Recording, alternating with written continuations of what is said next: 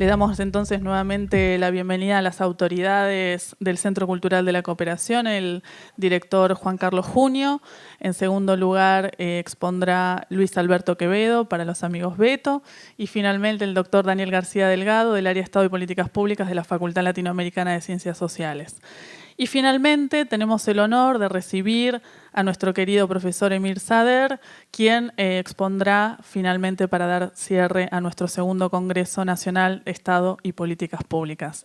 Sin más, entonces, le damos la palabra a Juan y una vez más les agradecemos a todos ustedes por estar acá. Muchas gracias, buenas noches, bienvenidos a la Sala Solidaridad del Centro Cultural nuestro, del Centro Cultural Floreal Gorini.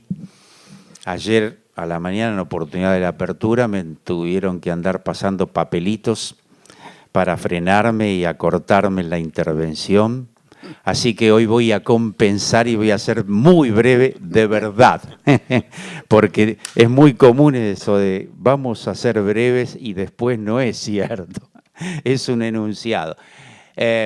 Simplemente expresarles a ustedes y compartir con ustedes en fin, la alegría ahora de concluidas las 2 jornadas, de haber sido invitados a participar, de haber sido invitados por Flaxo, por Beto, como dice acá la compañera, para los amigos, de este evento de las ciencias sociales tan trascendente. Decíamos recién que solamente panelistas hubo 120 o 130, con 30 mesas, hubo diversidad. En los panelistas hubo una gran diversidad, yo diría, de enfoques, de matices ideológicos, temáticos, hubo diversidad generacional. Dijimos ayer a la mañana, intentamos hacer en un momento tan complejo y difícil un aporte a la reflexión teórica para hacer un aporte en este momento difícil a las ciencias sociales y a todos los que están luchando políticamente para enfrentar las consecuencias de este modelo político, económico y social. Así que estamos satisfechos, iremos haciendo seguramente un balance más ordenado y más orgánico en los próximos tiempos y lo difundiremos. También, por supuesto, estamos muy contentos y felices de que esté Emir con nosotros, que va a ser el que va a dirigirse específicamente por ustedes. Nada más y muchas gracias.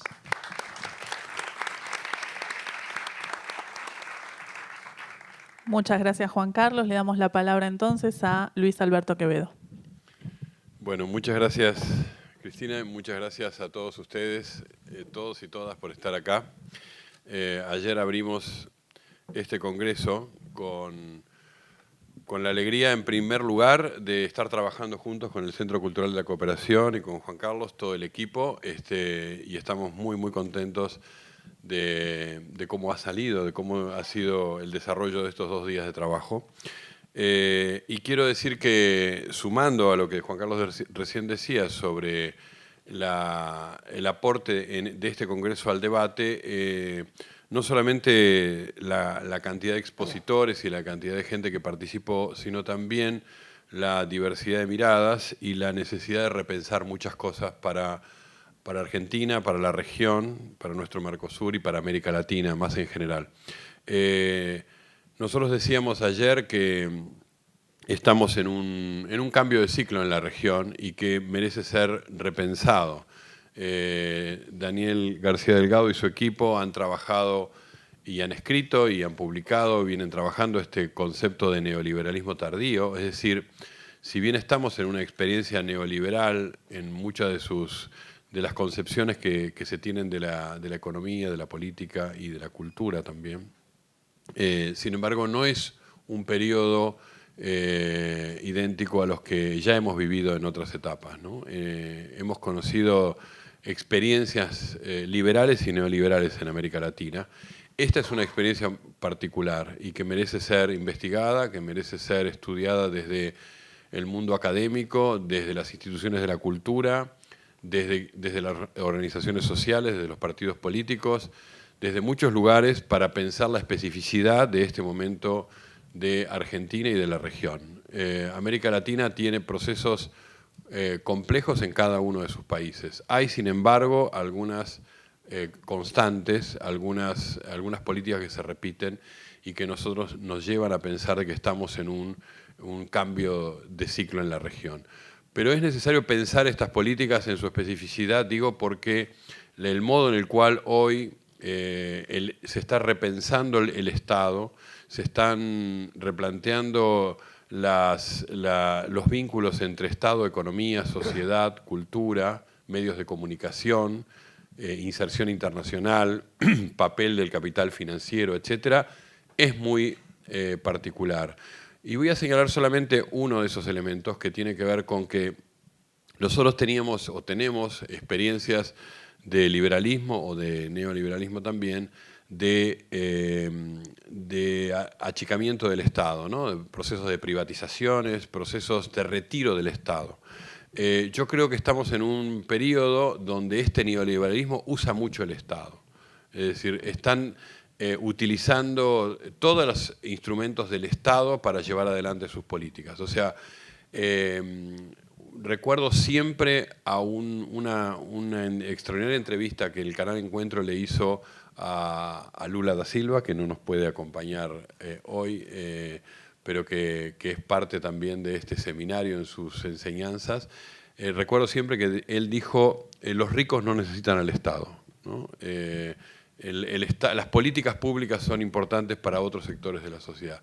Sin embargo, yo revisaría esa misma idea hoy a la luz de lo que es la forma en la cual estas experiencias neoliberales que estamos viviendo en la región usan el Estado, necesitan el Estado, ya sea para llevar adelante sus políticas económicas como para llevar adelante políticas de represión o las biopolíticas de las cuales hace un rato en esta misma sala hablábamos, ¿no?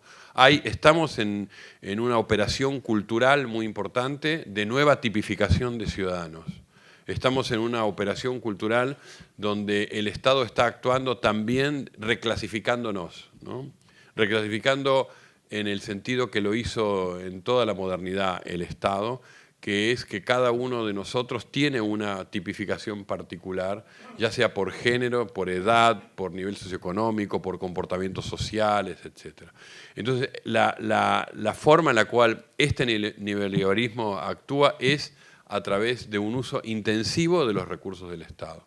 Y por otro lado, de los Estados, porque está actuando una vez más, esto ya lo ha hecho, en cadena, o sea, en un trabajo aliado con distintos países de la región, pero también con el capital financiero internacional, con los organismos internacionales de crédito, con los organismos internacionales que se han creado en los últimos años en la región, con el apoyo de los Estados Unidos y de sus aliados también para este tipo de emprendimientos políticos y económicos, y con una gran novedad, y es con un discurso muy agresivo en cuanto a lo social, ¿no? Yo creo que una de las novedades que podemos decir tenemos en la Argentina y en la región es que esa batalla cultural de la que hablamos tiene hoy un capítulo nuevo, y es que están ganando elecciones con un discurso muy agresivo desde el punto de vista cultural, ¿no? Y eso me parece que requiere entonces no poner lo nuevo en lo ya conocido, no usar las mismas categorías y los mismos esquemas de pensamiento con los cuales pensamos el neoliberalismo hace 20 años o 30 años. Creo que tenemos que repensarlo.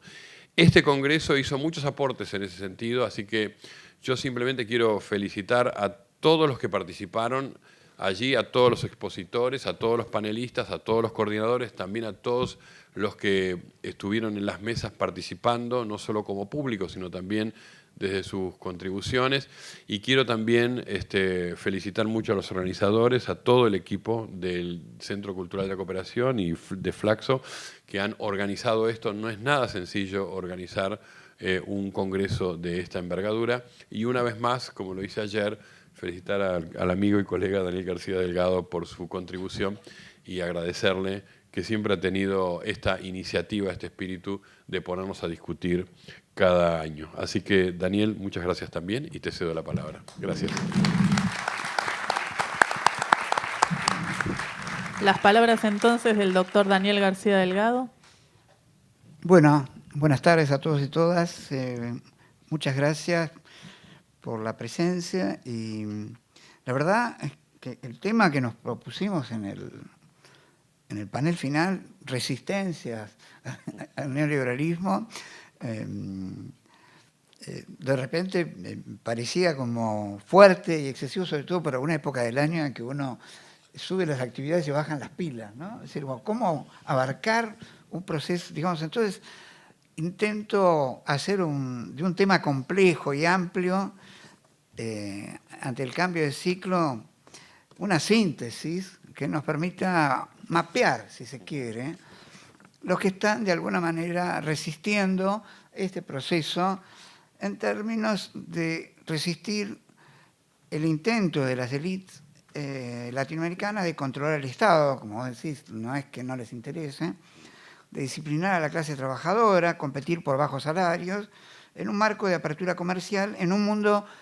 que está en crisis, que ya no existe. O sea, que la crisis, la globalización neoliberal, en realidad, ya dejó de existir en el centro, donde empieza a formularse políticas más proteccionistas, nacionalistas, de derecha, y esa visión de los 90 es como un credo que está en la ortodoxia de Cambiemos, pero que de falta correspondencia con la realidad.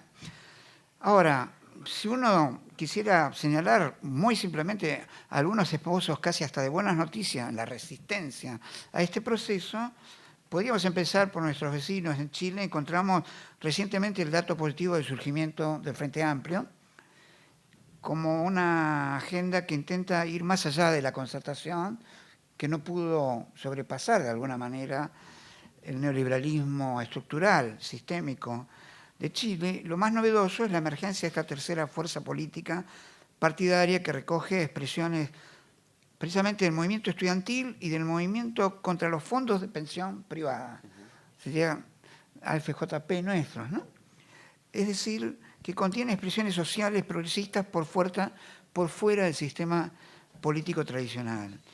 En Brasil, bueno, y acá tenemos a Emil Sader, que va a hablar más sistemáticamente, se sostiene la esperanza de Lula y el PT para las elecciones del año próximo, a pesar del cerco judicial, del lawfare que los sectores del poder quieren imponer para acercar la soberanía popular.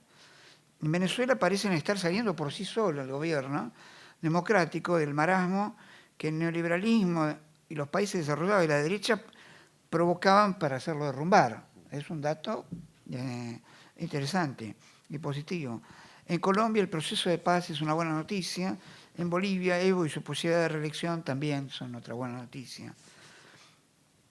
Ahora, esta semblanza solo sirve para describir algunas resistencias que también en nuestro país desarrollan diversos actores y movimientos sociales.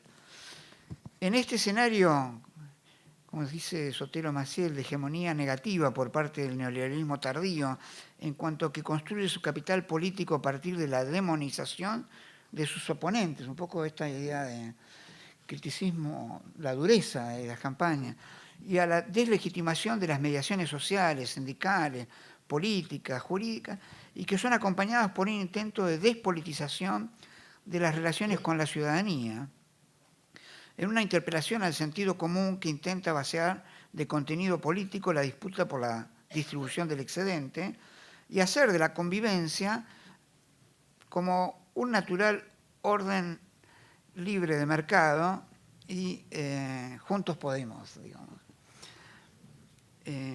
Ahora bien, en este intento de despolitización es operado junto a un fuerte trabajo por desarticular el espacio social, sindical, opositor, y este esfuerzo, junto a la judicialización de la política, la erosión del Estado de Derecho y la represión solapada de los conflictos sociales, construyen el escenario en que encontramos resistencia de la sociedad civil. Yo voy a enumerar algunas, si se me escapa alguna, ustedes me señalan. están acá. Faltan. Faltan estos. Yo digo, empiezo por el nuevo espacio, que me parece un dato muy trascendente, del espacio sindical de lucha que se está conformando por la Corriente Federal, las 2 CTA, los camioneros de Pablo Moyano y gremios diversos y este es el dato, la defección de la cúpula de CGT en la defensa de los derechos de los trabajadores. Esto me parece un dato significativo e importante. 2, la multiplicación de protestas estatales, que son tal vez los primeros en sufrir los ajustes por la reforma laboral y por la misma reforma del Estado específicamente. ¿Cómo quedan ellos dentro de esta reforma? Aquí y en las provincias, donde las noticias de Neuquén de ayer, todo eso son terribles en cuanto a la forma del tratamiento de esta resistencia. Tercero, el conflicto en la Patagonia con los mapuches y la conformación de un Estado policial en favor de los grandes propietarios. Este conflicto específico tiene mucho vínculo con los conflictos ambientales, también latentes en el interior de nuestro país. El neoliberalismo tardío amenaza al medio ambiente y a los pueblos originarios en su voracidad por la acumulación de tierra y recursos naturales. Amenazan la casa común por su voracidad rentística. Sin ir más lejos hay que mirar que además de las leyes que está tratando ahora de reforma previsional, laboral y fiscal, está el intento de anular la ley de glaciares y la de bosques. Cuarto, el movimiento de mujeres como una fuerte, o de género, una fuerte presencia en el espacio público a partir de demandas sectoriales, pero también transversales a todos los sectores. La resistencia 5 de las organizaciones de la economía popular por tener un lugar en el mundo. Encuentran en el cooperativismo y en la economía popular un canal de articulación y representación de sus demandas que han crecido en cuanto a su capacidad de movilización y de vinculación con otros actores, pero también que tienen sus limitaciones en cuanto a su capacidad de representación política. O sea, pelean, pero además su representación política a veces no es exactamente con los actores que pelean en el Parlamento, precisamente. Voy a destacar también algo que me parece importante, el movimiento de resistencia de los artistas, de los creadores, al desfinanciamiento que el Estado hace de la cultura, de la creación artística y cinematográfica nacional. Es una lucha en la defensa de la creatividad y de la identidad cultural de nuestro pueblo, y me parece que esa resistencia también la comparten como clase creativa con el movimiento de los científicos en su lucha por la creatividad e innovación, por no comprar afuera tecnología que podemos desarrollar nosotros. Es la clase creativa que está en resistencia con un proyecto político que detesta el pensamiento crítico. Voy a mencionar un dato que puede ser significativo tal vez con el tiempo. La nueva cúpula del episcopado de la Iglesia Católica parece ser más activa en derechos humanos y cuestiones sociales que lo que era Arancedo, ¿no? Destruidas las mediaciones, la Iglesia empieza a ocupar un lugar en los conflictos sociales. Y octavo, me parece que en el conflicto político la construcción de un espacio político bicameral contra el ajuste y la reforma estructural parece que puede darse en la nueva conformación de la Cámara, más allá de que Cambiemos tiene el 44% de las bancas, siguen siendo una minoría. Y hay un bloque opositor que es desarticulado, pero que puede asociarse en base a asuntos concretos. Bueno, esta descripción oscila a veces entre la sensación de que, bueno, esto se derrumba, y la sensación todo lo contrario, de que esto está para quedarse, las tendencias siguen, no se inmutan, y quiere decir cómo hay una subjetividad que tiene que luchar en una especie de voluntarismo, inmediatismo y un escepticismo de que no vale la pena luchar, ¿no?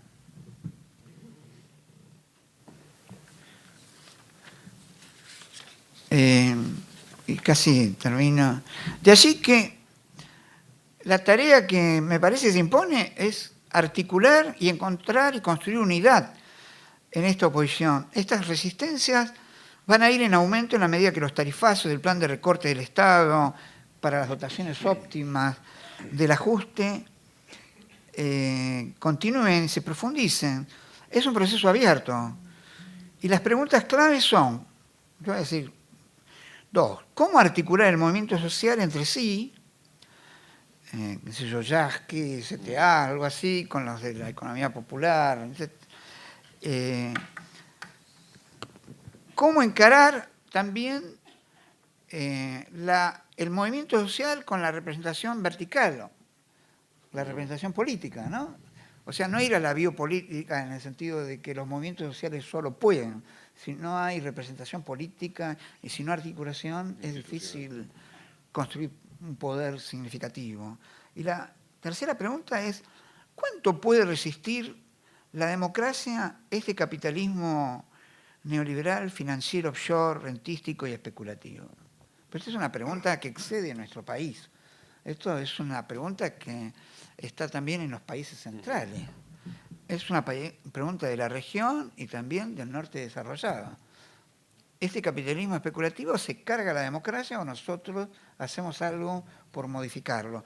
Y en ese sentido creo que hay una respuesta de que esta lucha también tiene que articular las luchas nacionales con lo regional y con lo global. Y no olvidemos que en unos días está la reunión de el mercado, digamos, de la OMC, que ha echado gente, que le ha puesto un banner a los que podían ser disidentes, y tenemos una reunión del G20, presidida por nuestro presidente, en noviembre, y que algo también tenemos que hacer y no ser espectadores de el espectáculo de los políticos que avalan las multinacionales y sus intereses. Bueno, esto es todo lo que tengo por decir. En el sentido de esta resistencia. Y no sabemos si es optimista o pesimista. Está ahí, cada uno lo ve, ¿sí? Lo siente. No. Lo que sí quiero ahora, ya hay como una... ¿Vieron cuando se termina una película, vienen los créditos, ¿no? Aparece... La escena final es así. Queda así. Y aparece los créditos que van bajando y aparece en primer lugar a los panelistas, la cantidad de panelistas que... Y además a la entrega, el compromiso intelectual. Yo he asistido a paneles excelentes, multitudinarios en algunos casos, pero que me han dejado también vibrantes, digamos. También a los coordinadores de cada uno de ellos. Quiero agradecer muy particularmente a las instituciones que han hecho posible esto, el Centro Cultural de la Cooperación, en particular en la figura de su presidente, de Juan Carlos Junio. Bueno, nosotros nos hemos sentido acá como en nuestra casa. Bueno, un poco mejor. Porque... Estando presente el director de Flaxo está mal, que diga. Sí. No, porque lo discutimos recién. Dijimos, bueno, pero Flaxo es pobre pero digno. Y uno dice, pero no sé si tan digno, me dijo un investigador. Así que bueno, así que nos hemos sentido bárbaros. Y bueno, y tu colaboración, genial, Beto. También siguen bajando los créditos, particularmente a Martín Burgos, donde está por ahí Martín. Allá está, mirá. Un aplauso a Martín.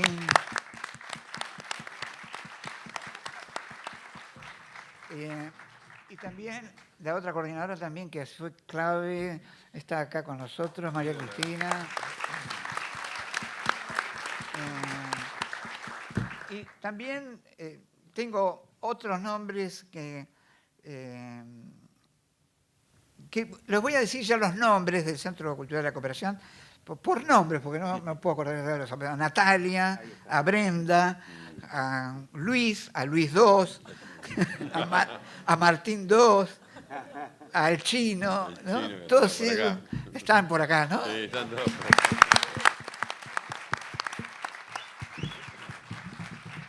Y también, de parte de la Flaxo pobre pero digna, a Alejandro Casalís, a Cintia, a Arturo Trinelli, a Jorge, bueno, no sé quién más. A Verónica, Agustina. Sí. Verónica, Agustina. Verónica, bueno, todos ellos también. Julieta. Bueno, Y para terminar, y ya el final, una reflexión. Creo que este segundo Congreso Nacional de Estado y Políticas Públicas es también en sí mismo un signo de resistencia intelectual, académica y del pensamiento crítico frente al neoliberalismo tardío. Muchas gracias.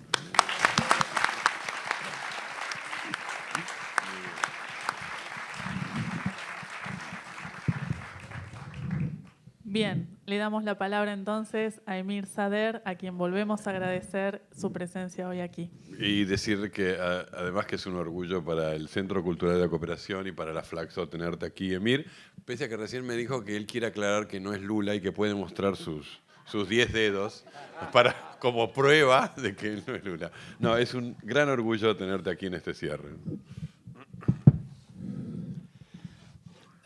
Buenas noches. Muchas gracias, queridas amigas, queridos amigos, queridos compañeros, por la generosidad de ese espacio que me permiten, por la recepción siempre calurosa, fraternal. Felicitarlos por el evento. Yo creo que hay pocos eventos tan importantes que han una abrangencia de tantos temas y con tanta calidad. Y además felicitarlos por la alianza entre dos centros de naturaleza distinta, pero que es indispensable. Los intelectuales tendemos a mirar la teoría, a encontrarla magnífica, y la práctica no es. Pero lo peor no es eso, peor es que en gran parte de los intelectuales se quedan con la teoría y dan espaldas a la realidad. Es lo que suele producir la ultraizquierda, ¿no? Reclaman que la realidad no corresponde a lo que estaba en la teoría. Interpelan la realidad desde la teoría. Tenemos que interpelar la teoría desde la realidad. Y en última instancia, como dijo George Lukács, lo único ortodoxo en el marxismo es el método, la dialéctica, cuya aplicación concreta va a generar situaciones siempre nuevas. Y nuestra tarea no es funcionalista, no es articular las cosas como si todo fuera bien, todo fuera mal, sino comprender las contradicciones que alimentan la realidad.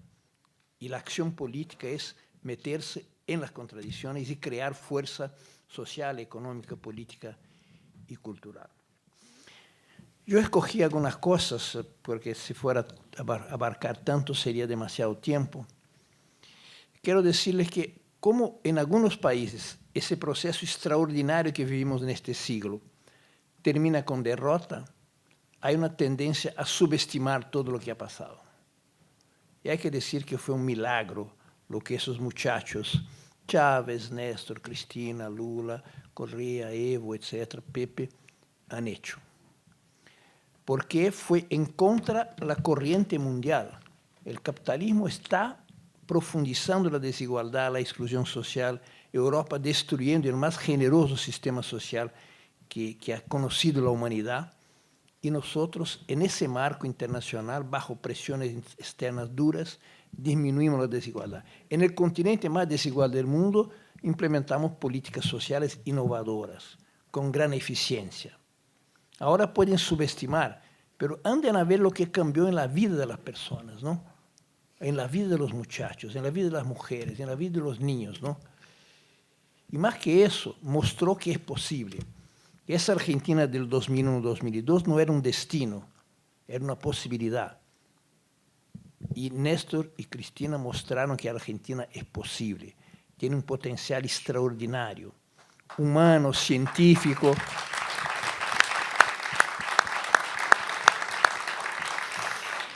Por eso cuando uno ve lo que hacen con la Cristina da asco, asco. De no agradecerles de haber sacado a Argentina de la peor crisis de su historia. Y lo ha hecho crecer con distribución de renta, con inclusión social. Anden a ver Bolivia. Bolivia, Haití, Paraguay y Honduras eran la serie C, D, J, no sé cuál. Miren lo que pasa con Bolivia. Con un indio dirigiendo. Yo estaba en la primera campaña electoral, que soy amigo de Álvarez de mucho tiempo, había una caricatura en la prensa, 4 mujeres blancas jugando cartas, y una decía, pero un indio puede ser presidente. La otra decía, claro, de India. El único lugar que un niño va a ser presidente porque nació en India, ¿no? Y ahí está nuestro líder cocalero, haciendo Bolivia ser el país que más crece en América Latina. Un país que habla castellano, aymara, quechua, guaraní, terminó con alfabetismo. Y nosotros no terminamos, ni en México, ni en Brasil, ni en Argentina, con ese extraordinario nivel educacional que tenemos. El día de la lucha contra el analfabetismo en Bolivia es lucha por la consolidación de la alfabetización. No hay nadie que no sepa leer. El Congreso boliviano es una imagen que la prensa censura. 51% son mujeres y la mujer boliviana es mayoritariamente indígena. Yo estuve ahora recién allá, fui al Congreso, imaginen la imagen que son esas líderes indígenas, ¿no? Con sus ropas, con su sombrerito, con su collar de hoja de coca, etcétera, hablando sus idiomas. Un avance extraordinario, ¿no? Extraordinario, saliendo además de cómo han salido. Entonces Brasil era el país más desigual del continente más desigual, ¿no? Bueno, entonces fue un trabajo extraordinario que esos gobiernos hicieron. Y nosotros, pensamiento social, supuestamente pensamiento crítico, tenemos un deber enorme. Esa gente se arregló sola. Néstor y Cristina, la intuición de Lula, etcétera, etcétera, salvo Evo, que tenía a García Linera a su lado, el más importante intelectual latinoamericano. Pero en general, el pensamiento crítico tiene una deuda con nuestros procesos políticos. En general, cuando hay un gran proceso político, hay al lado una gran innovación teórica. Esta vez no la hubo. Salvo en Bolivia, esa creación extraordinaria de Álvaro, de criticar la izquierda tradicional, que miraba al indígena y decía, oye, ¿en qué tú trabajas? La tierra. Entonces, olvídate la aymara y quechua. Tú eres pequeño propietario rural. Mirando el indígena boliviano en la perspectiva de 18 Brumario, de ese saco de papas, etc. Casi que le decía, mira, tú eres un aliado vacilante de la clase obrera. Aguanta un momentico, ya viene el minero a darte la línea. No solo era un absurdo, como era equivocado, porque la economía de ellos no es colectiva, es comunitaria. Entonces, creó el espacio para que un líder indígena, cocalero, fuera presidente de Bolivia. Una operación teórica extraordinaria. Antes se miraba la realidad en la óptica europea del 18 Brumario. Ahora él miró, a partir de la dialéctica marxista, la realidad compleja de...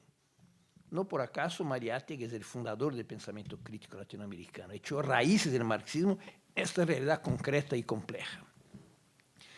Pero quiero decirles que eso todo fue posible porque hubo tantos cambios regresivos en las últimas décadas del siglo pasado que podemos decir que cambió el periodo histórico. Resumidamente, salimos de un mundo bipolar hacia un mundo unipolar bajo hegemonía imperial norteamericana, lo cual no es poco decir. Una transformación enorme de todos los puntos de vista, ideológico, económico, tecnológico, militar y todo. Es un cambio brutal.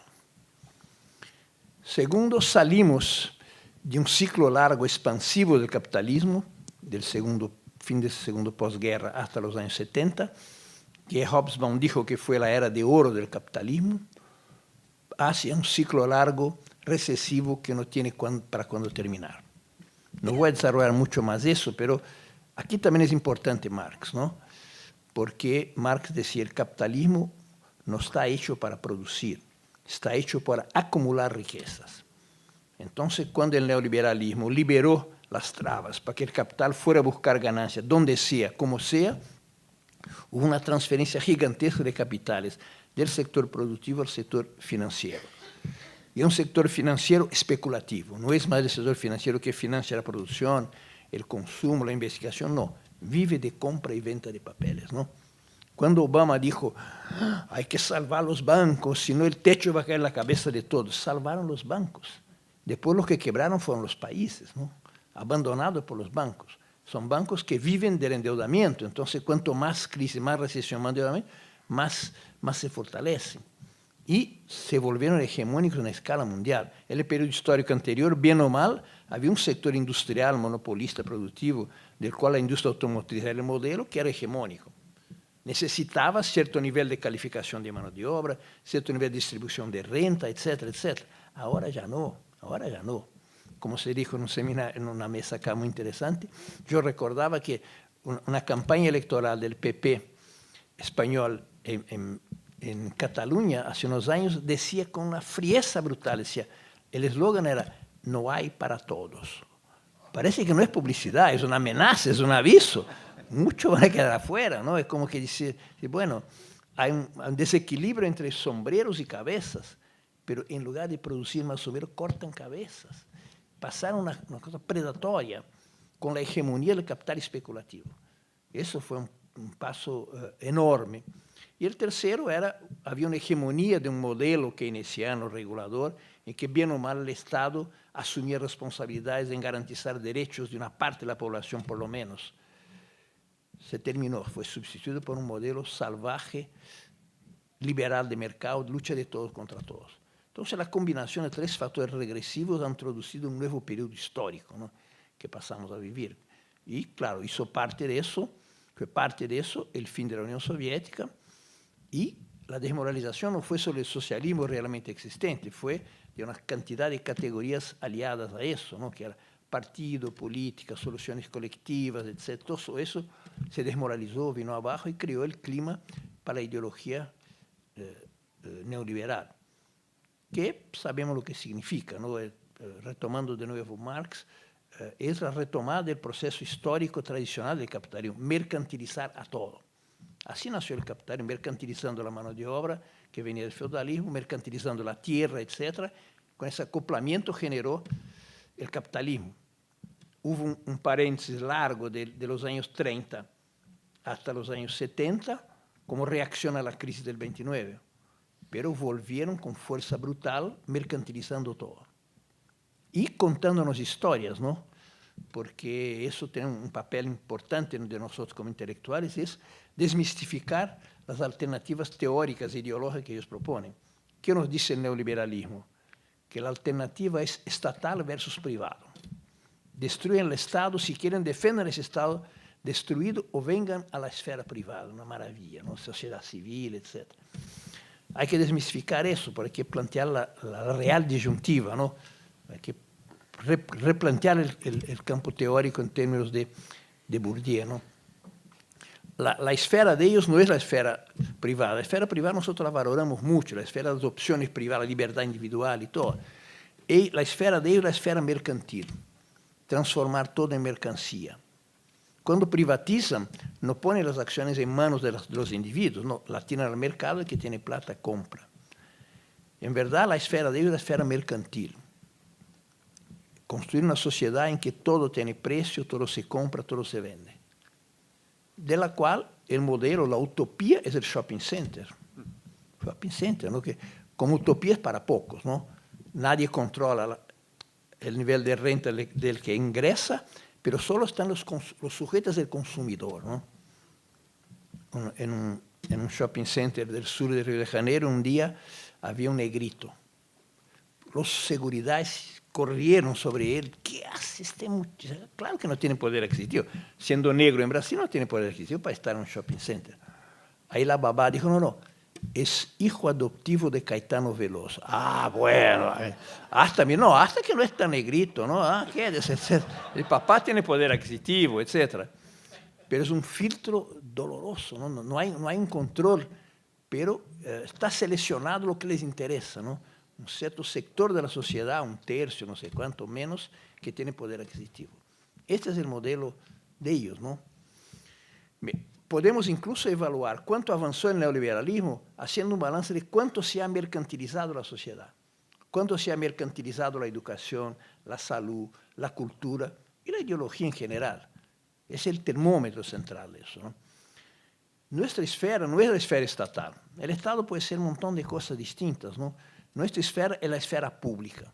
De ahí el acierto también de ustedes de centrar el tema de las políticas públicas, lo público se vuelve central en la era neoliberal.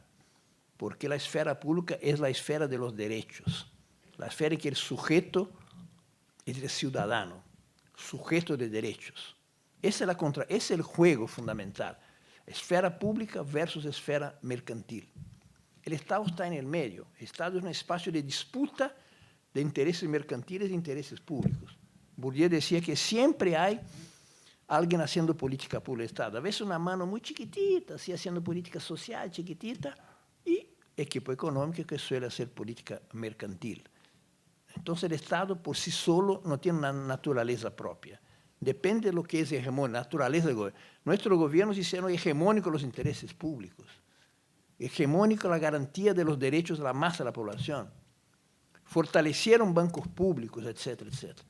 Entonces, esa es la polarización fundamental que tenemos que tomar en cuenta, replanteando la oposición antagónica fundamental de nuestro tiempo, esfera pública versus esfera mercantil. Bueno, América Latina fue una víctima privilegiada de esas transformaciones mundiales, ¿no? Tres formas de consecuencia nos llegaron de manera dura. Primero, la crisis de la deuda. En el paso de los años 70 a los 80, nuestros gobiernos alegremente habían contraído deudas con los intereses del mercado. ¿Quién va a un banco y toma plata prestado con los intereses que el mercado diga? Pero lo hicieron. Estados Unidos, por sus intereses, cambió rápidamente, enormemente, el nivel de los intereses y nuestros países terminaron el periodo desarrollista, ¿no? Que había empezado en los años 30. Hasta la palabra desarrollo desapareció, se trataba de buscar plata para pagar las deudas y vino el Fondo Monetario, etcétera, etcétera. Fue arrasador para los países de América Latina, cualquiera que sea el nivel más avanzado de industrialización, intermedio o bajo, ¿no? En segundo lugar, algunos de los países más importantes políticamente hemos tenido dictaduras militares. Brasil, Uruguay, Chile, Argentina, por orden, que quebró la capacidad de resistencia del movimiento popular con los métodos que conocemos y facilitó el tercer factor negativo hacia América Latina. América Latina fue la región del mundo que tuvo la mayor cantidad de gobiernos neoliberales y en sus modalidades más radicales. Vemos la situación de Chile. Chile era un modelito social en América Latina. No sé si era bueno ser la Suiza de América Latina, pero bueno. Pero se decía que tenía un avance de derechos sociales enorme, ¿no? Ahora la Bachelet hizo todo lo que pudo, menos lo que pudo, pero algo hizo para retomar el carácter gratuito de la universidad. No hay política para los aposentados, no hay, todo es privado. La gente abandonada simplemente. Eso, mira lo que era Chile antes, ¿no? Entre violencia del régimen de Pinochet y política neoliberal, destrozó a Chile, destrozó. Bueno, Argentina tenía autosuficiencia en petróleo, ¿no? Tenía autosuficiencia en petróleo. Tengo la impresión que Menem privatizó en una semana, más o menos, ¿no? Con corrupción de por medio, y un problema grave de las finanzas públicas argentinas es subsidiar el consumo de energía, etcétera, etcétera. Entonces fue devastador para América Latina los gobiernos neoliberales. La región que más tuvo gobiernos y modalidades las más radicales del mundo. No hay ninguna otra región que tuviera tantos gobiernos y eso nos llevó a una situación de fragilidad enorme, ¿no? En los años 90 no había ningún líder latinoamericano que levantara la cabeza, ningún líder americano que tuviera importancia a nivel mundial, ninguno.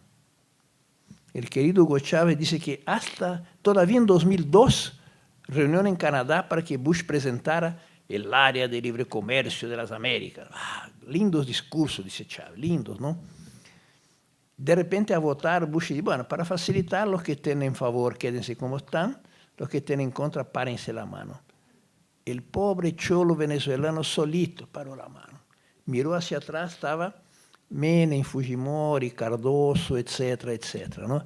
Hasta 2002 había ese consenso brutal en contra de nuestros pueblos, en contra de los derechos, en contra de la soberanía, en contra de todo. Y el que vivió ese momento se acuerda que daba la impresión que la historia nos condenaba a un futuro en que esa página no tenía vuelta atrás. Ya habíamos vivido lo de la Unión Soviética, sabíamos que la idea de que la historia no vuelve hacia atrás no es bien así, ¿no?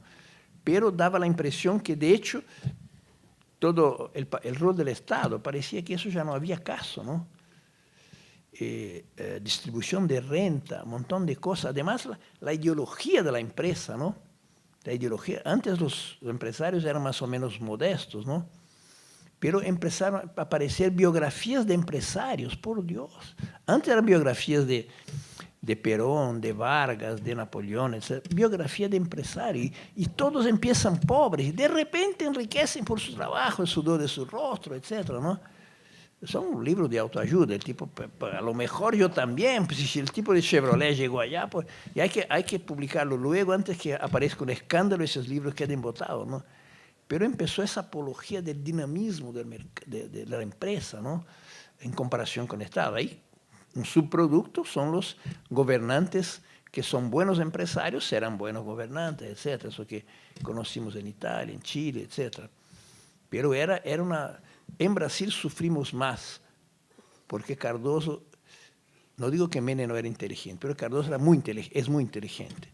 Sabía cómo hacer discursos desmoralizadores para la lideranza de movimientos populares, para la izquierda y todo, ¿no? Hasta decir que los profesores, el que no puede hacer otra cosa va a ser profesor, y él era profesor. Que los funcionarios, servidores públicos son perezosos. Todo eso en un marco general ideológico muy duro para la izquierda, ¿no? Parecía que no había vuelta atrás en todo eso, ¿no? Pero como se dijo muy bien en los análisis de ustedes, además era un movimiento neoliberal que tenía que prometer control de la inflación. Era una promesa y en cierta medida la cumplieron. Entonces tenían una fuerza ideológica. Todos prácticamente se han reelegido. Después varios fueron a la cárcel, otros no han ido todavía, pero digamos, cayeron en desgracia, ¿no? En desgracia. Nunca ningún candidato del partido de Cardoso ganó. Los 4 fueron derrotados, ¿no? Por el fracaso como resultado de sus políticas. Pero de repente surgieron sus gobiernos que nosotros conocemos, la cronología también, y que demostraron que ese pesimismo nunca es un destino. El pesimismo no es un destino. Yo estaba recordando una frase de alguien de ustedes que es extraordinaria, una autora argentina que dice: dejemos el pesimismo para tiempos mejores, ¿no? Porque ya está difícil el tiempo.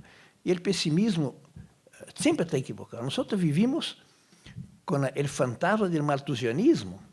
Iba a llegar un momento que la población mundial crecía y no había alimentos. ¡Qué desgracia, qué cosa trágica! Y había los cuadros estadísticos, estaban condenados a eso. Y ahí vino control forzado de natalidad, todo eso que hicieron, pero no por esa razón. Por otras razones se produce alimento para alimentar 6 veces la población mundial. Bastante mal distribuidos, ¿no? Pero digamos, todo catastrofismo agarra algunas tendencias y no las contratendencias. No capta las contradicciones complejas de la realidad y fracasa. Al igual que cualquier optimismo también, ¿no? Entonces hay que captar las contradicciones que mueven la realidad. Y nuestros gobernantes, Hugo Chávez, Néstor, Cristina, nunca es demasiado mencionarlos, Lula, Tabaré, Pepe, Mujica, Rafael Correa, Evo Morales, supieron captar eso, más que los intelectuales, le diré. No fue ninguna formulación intelectual que llevó a ese modelo antineoliberal que tuvo un éxito enorme, ¿no? Que yo resumiría en tres aspectos, ¿no? Uno es la prioridad, deja de ser el ajuste fiscal, pasa a ser la política social. En el continente más desigual del mundo es obvio que tenía que ser así, ¿no? Se hace ajuste fiscal para arreglar las cuentas públicas, para priorizar la política social. No hay ninguna política social que distribuya más renta que aumento del salario, con cartera de trabajo, etcétera, etcétera. Pero hay una cantidad de gente que está fuera del mercado de trabajo y que tiene que ser contemplada con otras políticas que en cada país tuvo un nombre distinto, etcétera, pero en su combinación permitió que en el marco internacional absolutamente opuesto y negativo disminuyéramos muy significativamente la desigualdad en nuestros países. Los datos son impresionantes en cualquier país que sea, ¿no? Imagina lo que llegó a ser el mercado informal de trabajo en Argentina, que siempre tuvo el orgullo de tener un mercado formal muy alto, ¿no? Brasil también. Brasil, el sueldo vital subió 70% acima de la inflación durante todo el gobierno de PT, ¿no? Hubo 23 millones de empleos formales con cartera de trabajo. Seguro que hubo cosas muy similares en Argentina y en otros países, ¿no? Además, otras políticas, ¿no? Entonces, lo primero fue eso, ¿no? Mostrar que un gobierno justo prioriza las políticas sociales. No por acaso son víctimas privilegiadas ahora de los gobiernos conservadores. Segundo es rescatar el papel del Estado, ¿no? La centralidad del mercado era característica del neoliberalismo. Se rescató el Estado como inductor directo del crecimiento económico y garantía de los derechos sociales. Se recuperó el prestigio del Estado. Desde que ahí atrás Reagan dijo el Estado deja de ser solución para ser problema, ellos pegaron al Estado de todas maneras. Claro, lo que no les gusta el Estado son políticas sociales, son regulación del Estado, protección del mercado interno, etc. Pero alrededor del Estado es gran parte de las disputas ideológicas se dan. No por acaso desmoralizan el Estado ahora para intentar, y con el Estado, la nación y el país y todo, para intentar recomponer su fuerza ideológica, ¿no? Nuestro gobierno recuperaron el prestigio, la legitimidad del Estado por los servicios prestados a la masa de la población. Con estados incompetentes se logró hacer políticas sociales formidables, milagros realmente, ¿no? Cuando se quiere plantear, en Brasil, hacer llegar el Bolsa Familia a la madre de familia de todos los rincones de Brasil, de 12, 15 millones de familias, con ese Estado es una maravilla. ¿Por qué? Porque se fortalecieron los bancos públicos. Banco de Brasil siempre fue el más grande banco brasileño, pero Caja Económica pasó a ser el segundo banco de Brasil.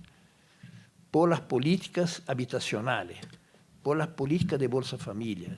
El que hace política social necesita bancos públicos. El que no hace, trabaja con el banco privado, ¿no? Entonces fue un movimiento extraordinario de rescate del Estado. En algunos países tuvieron la sabiduría de refundar el Estado. En los que no tuvimos que convivir con un Estado, un aparato que es hecho para otra cosa, hecho para reproducir las desigualdades sociales, ¿no? En tercer lugar, en lugar de tratado de libre comercio con Estados Unidos, ALCA y todo, privilegiamos la integración regional e intercambio sur-sur. Al contrario de lo que hicieron el pobre y querido México hacer, ¿no? Sus élites hicieron, ¿no? México se casó con Estados Unidos creyendo que casaba con una viuda rica, casó con una viuda quebrada, que ahora además le tira la puerta en la cara. México tiene 80 y tantos % de su comercio exterior con Estados Unidos, con un solo país, cualquiera que fuera, ¿no?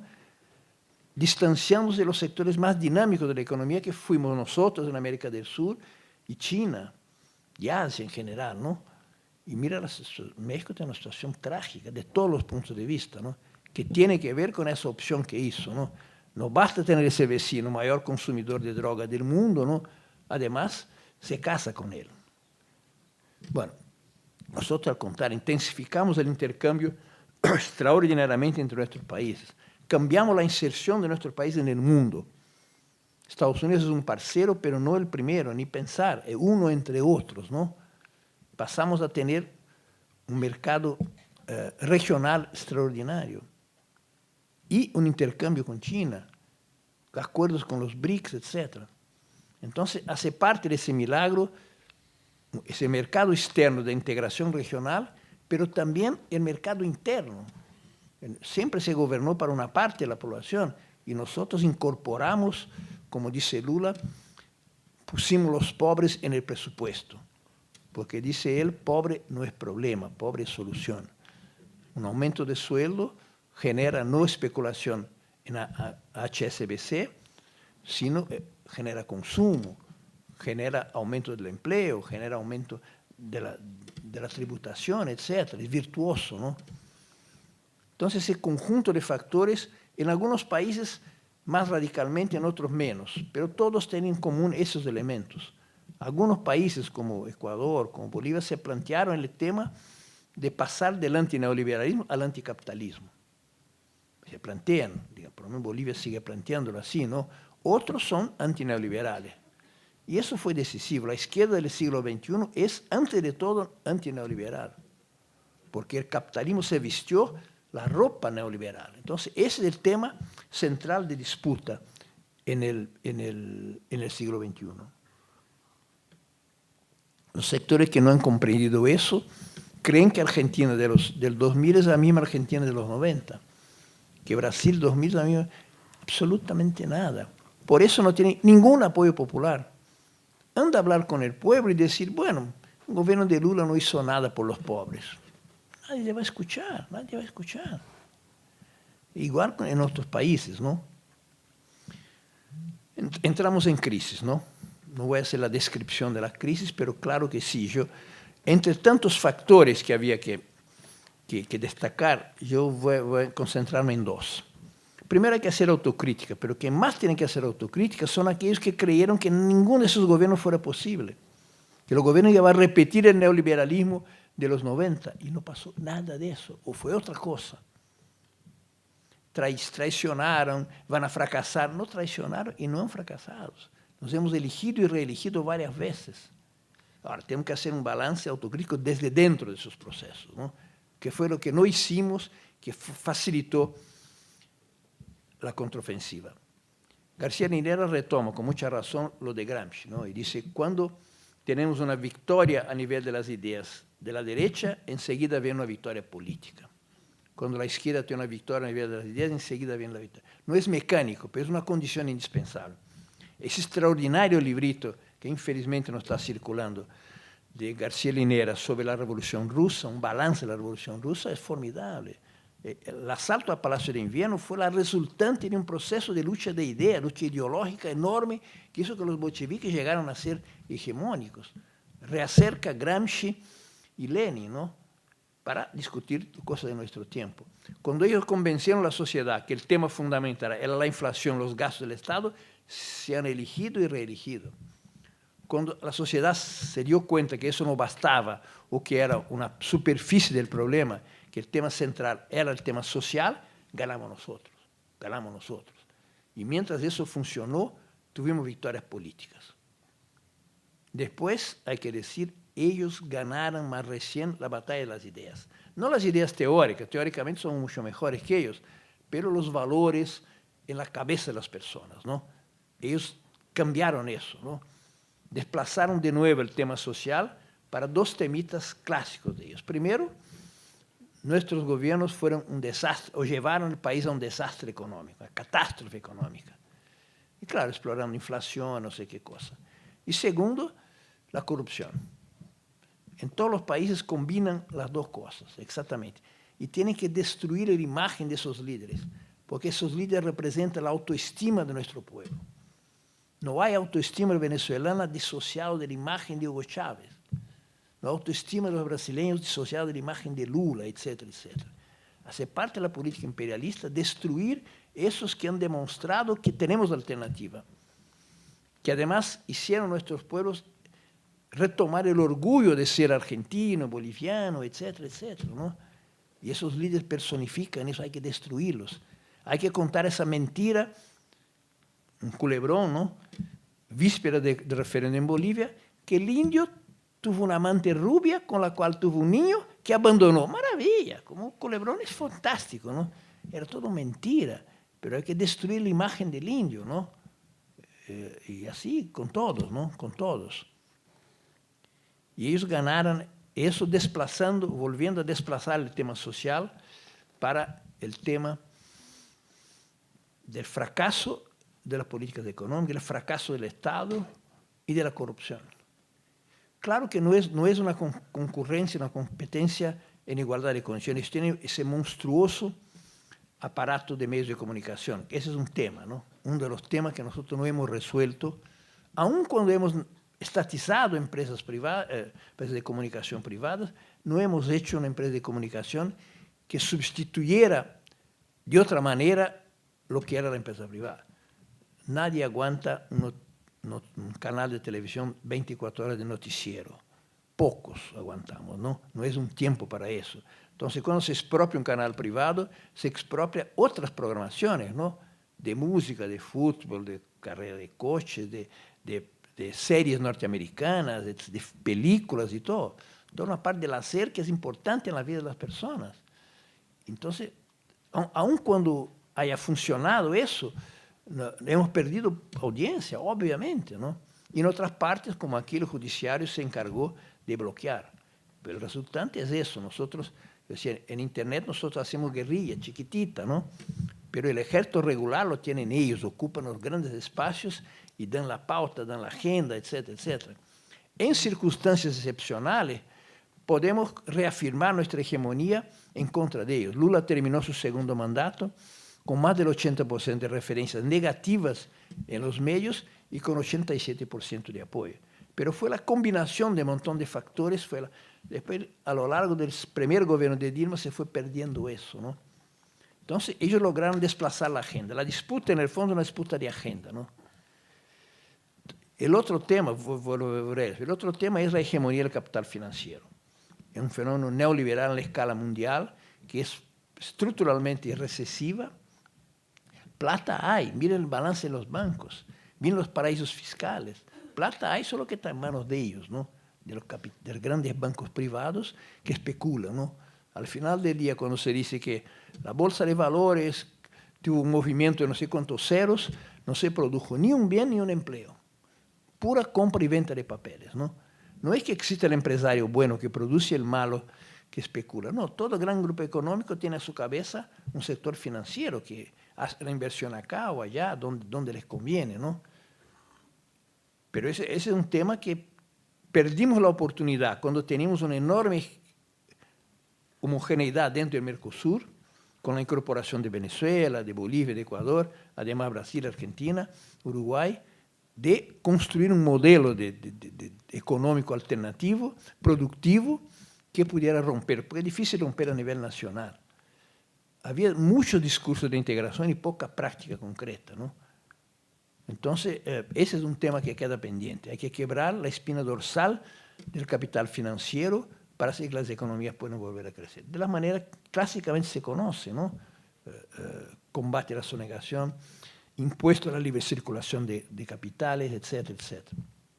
Y el otro tema que mencioné, los medios de comunicación, ¿no? Que es un tema tiene una capacidad de producir ideas en la cabeza de las personas que es inmenso, ¿no?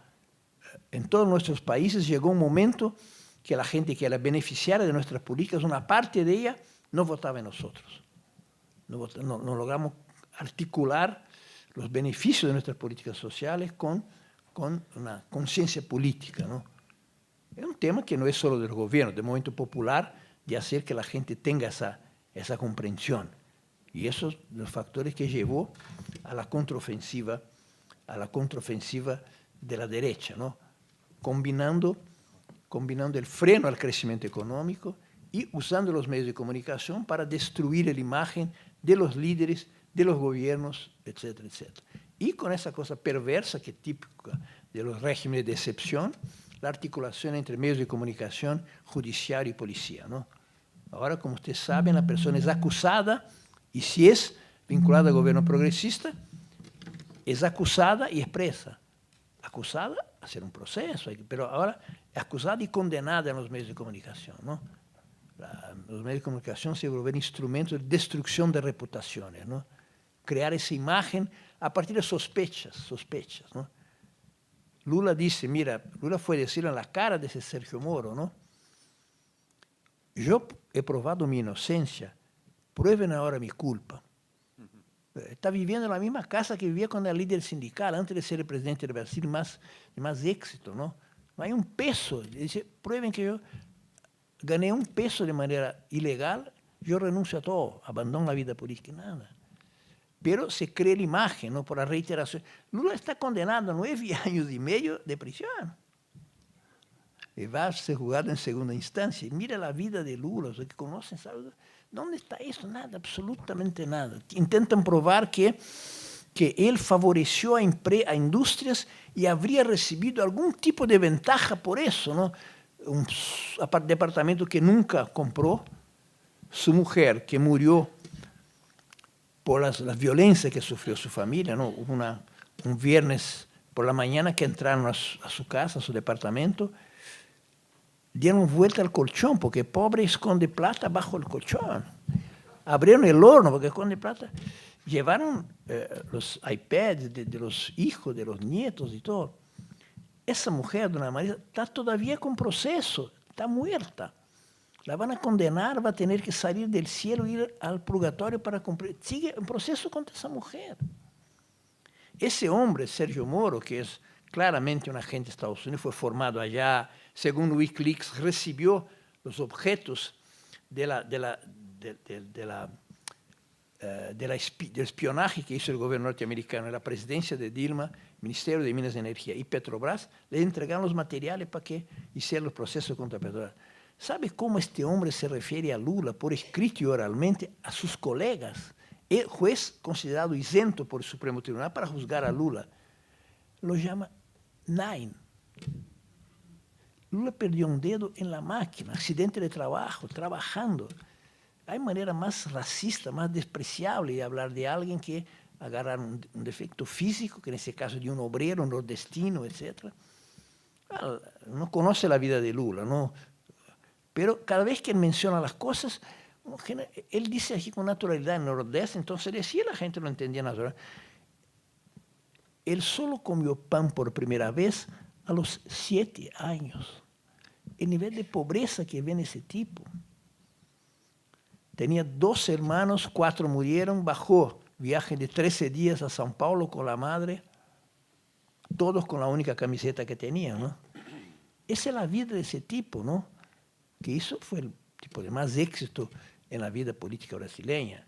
En un momento no era más Pelé el nombre más conocido afuera, era Lula. Después trataron de destruir esa imagen.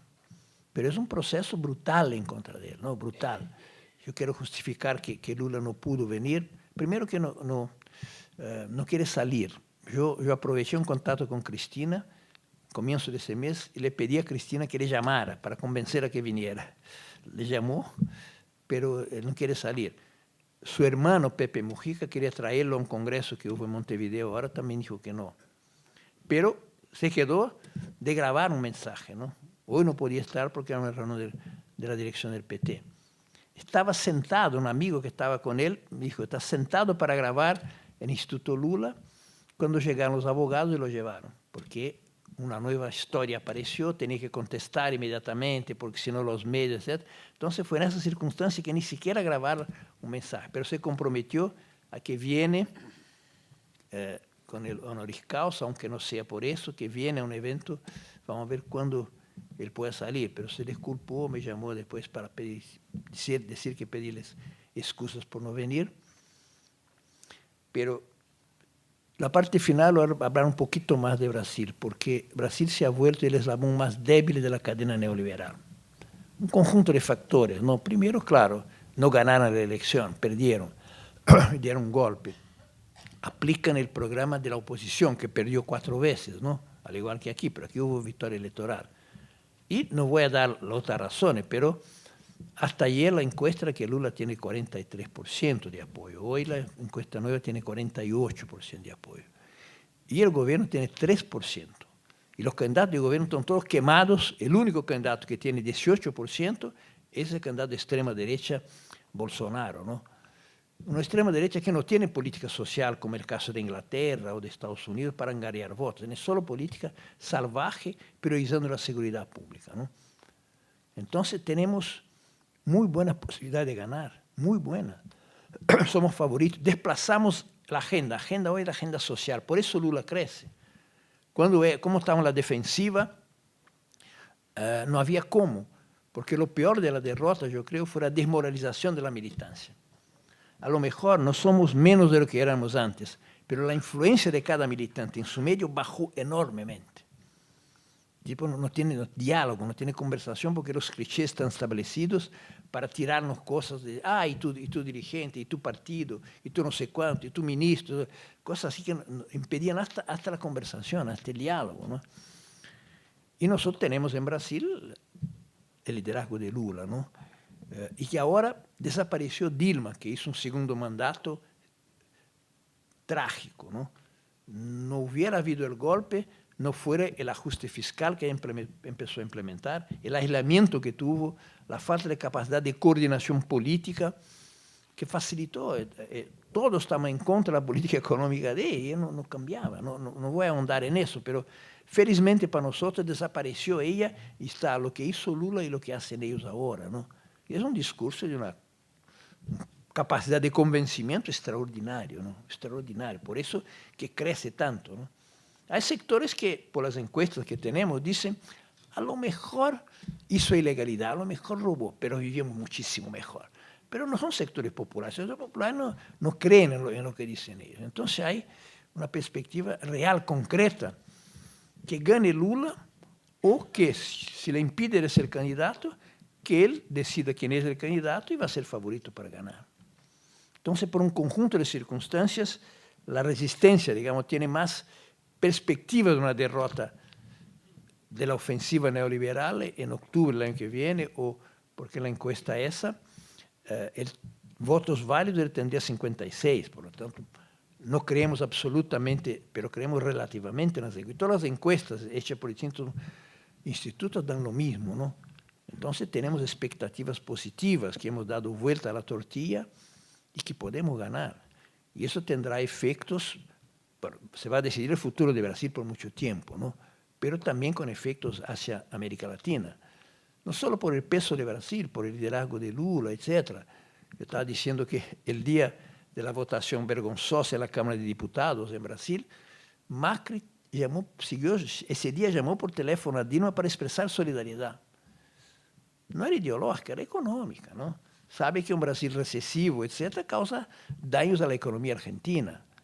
Entonces, no es que ganando el PT va a cambiar la política exterior de Argentina, no, pero la política económica, por lo menos los intercambios van a acercar, se va a desarticular un poco ese núcleo duro que trata de aislar Venezuela, etc.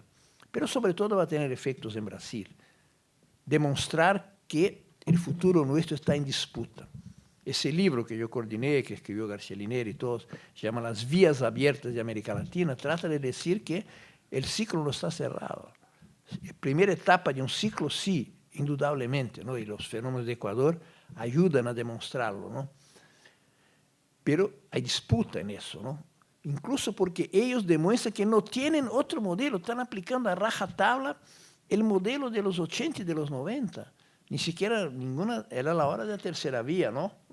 La hora, si hubiera tercera vía sería esa, ¿no? Pero no, aplican, ese es el modelo de ellos, el capital financiero dirigiendo la economía, ¿no? Aquí pasa lo mismo, pobres banqueros que tienen doble jornada, trabajan en el Itaú por la mañana y a tarde en el Banco Central, mira cómo sufren, ¿no? Entonces es brutal lo que no tiene alternativa. Alguien mencionó el ministro de Industria y Comercio de Brasil, no fue la Federación de Industrias que él nombró, es un evangélico. En el reparto de ministerios, bueno, quédate con ciencia y tecnología. Pasa que el tipo no cree en Darwin. Entonces no quedaría bien relacionarse con los científicos. No, entonces tómate industria y comercio. Ahí le preguntaron, ¿qué vínculo tiene usted con la industria brasileña? Y dijo, al comienzo de mi carrera yo fui contador de una industria. Nosotros tenemos más vínculo que pintamos paredes de industria, cantidad enorme, ¿no? Porque no hay proyecto de retomada del crecimiento económico. Está ahí con un mueble de la sala, ¿no? Es ajuste duro. Entonces, esa es una ventaja nuestra, ¿no? Por eso pudimos desplazar, y Argentina, ellos lograron mantener esa agenda, ¿no? Se ve que todavía mantiene, por razones que ustedes tienen mejores condiciones de analizar. Allá lo desplazamos para el tema social. Entonces, políticos conservadores que están con el gobierno dicen que van a votar en Lula porque saben que su destino, sobrevivencia política, el presidente del Senado, un tipo de Ceará, de derecha, etc., estoy con Lula. Ex-gobernadora de Maranhão, estoy con Lula, porque saben por oportunismo que en todas las provincias, 9 provincias del Nordeste, yo fui con Lula a caravana Nordeste, Minas Gerais, ahora Río de Janeiro, pero todos los gobernadores quieren estar con Lula. Lula no buscó a ninguno, todos los buscaron, ¿no? Gran parte son de izquierda del Nordeste, pero otros no, porque hay un consenso, los vientos están soplando en otra dirección. Lo que les queda es el tema de sacarlo jurídicamente de la concurrencia electoral, ¿no? Además porque su nombre es una cosa de la famosa familia Silva, ¿no? Que es el nombre más popular de Brasil, ¿no? Y no palabra Lula, etc. Una cosa formidable lo que estamos haciendo, ¿no? Estamos desmoralizadísimos hace un año. Desmoralizadísimos, ¿no? Yo diría que Lula primero trató de reagrupar la gente nuestra, elevar su moral, denunciar las campañas en contra, habló para nosotros.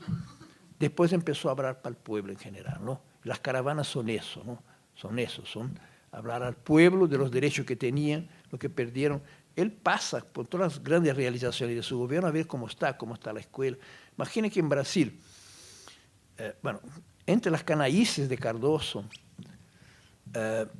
uno de los acuerdos con el Fondo Monetario, él firmó compromiso de no crear ninguna escuela técnica.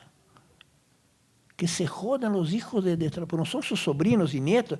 Afirmó, no voy a crear ninguno. Mire el nivel de concesión. Y Lula, que es el primer presidente brasileño que no tiene diploma, creó una cantidad de universidades públicas. Solo el nordeste de Brasil, la región más pobre, creó 9 universidades públicas. El campus fundamental no está en ninguna capital, está al interior del país. Entonces lo que uno ve con la gente que se aproxima para decir lo que cambió su vida y todo, es extraordinario, ¿no? Y eso está, el legado está en el pueblo. No es que vayamos a ganar por lo que se ha hecho, pero lo que se ha hecho es una prueba de que se puede, que el país tiene alternativa. Vamos a ganar por los proyectos que formulemos, las nuevas agendas y todo. Entonces la caravana sirve para recomponer el apoyo popular, para reafirmar el prestigio del político a nivel nacional y para construir la plataforma de reconstrucción del país, que es en lo que andamos, ¿no? No va a revertir la situación general de América Latina, pero va a ser un freno, porque estamos acumulando derrotas sucesivas. Hasta la victoria electoral de Ecuador se ha transformado en una derrota. Entonces hay una corriente general con factores acumulándose que son negativos, ¿no? Si podemos ganar, ahí frenamos eso y hay efectos para América Latina. En Bolivia no hay duda que Evo se va a reelegir, ¿no? En Uruguay hay una disputa, pero el Frente Amplio puede seguir adelante por todas las transformaciones sociales que ha hecho en el país, ¿no? Entonces podía frenarse eso y darnos un aliento de aquí para adelante. No voy a hablar de la resistencia en otros países. Yo quiero completar. Lula primero agrupó a la militancia, después empezó a hablar al pueblo, ahora está a la hora de construir un frente nacional. Porque hay que ganar sectores del empresariado. El Estado no tiene recursos para echar a marchar la economía con sus propios. Él ya dijo que va a tomar una parte importante de las reservas de Brasil, va a tirar a la economía para hacer que la economía vuelva a funcionar. Para un comienzo está bien, pero hay que reconquistar. Hay sectores que están con él. Imagínense que la industria naval brasileña no existía. Y con las plataformas para Petrobras se generó un sector que tenía 140.000 trabajadores, que la están desarticulando, están comprando plataformas para Petrobras en Corea. Sale más barato, puta madre, pero que se gane en el país en términos de empleo, de impuestos, etc. Es porque son así, la mentalidad que tienen es esa, ¿no? Entonces va a ser difícil, porque ustedes con razón dicen que esa fase del neoliberalismo es distinta, ¿no? Distinta incluso dentro, ¿no? Hubo una reagrupación del empresariado en contra de nuestros gobiernos. Antes había sectores que sí, sectores que no, etc. Están reagrupados en contra. Sectores de clase media, algunos se radicalizaron para la extrema derecha, es un factor nuevo que hay que tomarlo en cuenta, ¿no? Entonces, esto había un desafío. Estamos jugando con el mejor de lo que tenemos, porque sabemos que de aquí a octubre o noviembre se juega el destino de Brasil, con consecuencias hacia el resto de América Latina. Aprendí mucho en ese seminario, oí bastante, cosas que estoy de acuerdo, pero aun cuando uno está de acuerdo son argumentos pertinentes, que corresponden a un aspecto, una lectura de la realidad. Y nosotros tenemos, repito, deudas con esos procesos, ¿no? Tenemos que ayudarles a enfrentar las dificultades que tienen. No es poner la intelectualidad a servicio, poner la intelectualidad a servicio de su país, a servicio de la historia, a servicio de la política, a servicio del futuro, a servicio de los jóvenes, ¿no? El conocimiento que tenemos fue adquirido en universidades públicas. Yo a esta altura de la vida ya conozco bastantes cosas, ¿no? Ya tengo edad para conocer, pero lo más importante que yo he conocido lo obtuve en universidad pública, escuela pública y militancia política. De ahí viene lo fundamental nuestro, ¿no? Tenemos que recomponer esa articulación entre teoría y práctica, cuya disociación fue trágica para los dos. La izquierda perdió una dimensión de reflexión estratégica y la universidad perdió la trascendencia de sus ideas para transformar la realidad. Ese es un desafío muy grande, ¿no? Por eso García Linera es el más importante intelectual, por las ideas que tiene y por la forma como articula las ideas con la transformación de la realidad. Muchas gracias.